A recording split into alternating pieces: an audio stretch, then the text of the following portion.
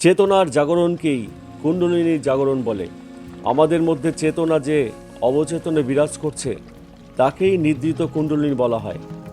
বেশিরভাগ মানুষই অবচেতনে আছে।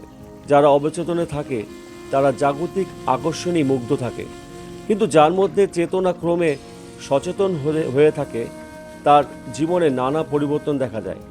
এই জগতে তার মোহিত হয়ে থাকতে ভালো লাগে না, সে অখণ্ড আনন্দকে খোঁজে। এই খোঁজার অনুপ্রেরণাই কুণ্ডলিনী ঘুম ভাঙা বলে। কূটস্থ হলো আজ্ঞাচক্র। চেতনার অবস্থান আজ্ঞাচক্র হলে সে তখন মুক্ত পুরুষ। তাই চেতনাকে মূলাধারে কুণ্ডলিনী হতে কূটস্থে নিয়ে যাওয়াই সাধনার মূল উদ্দেশ্য।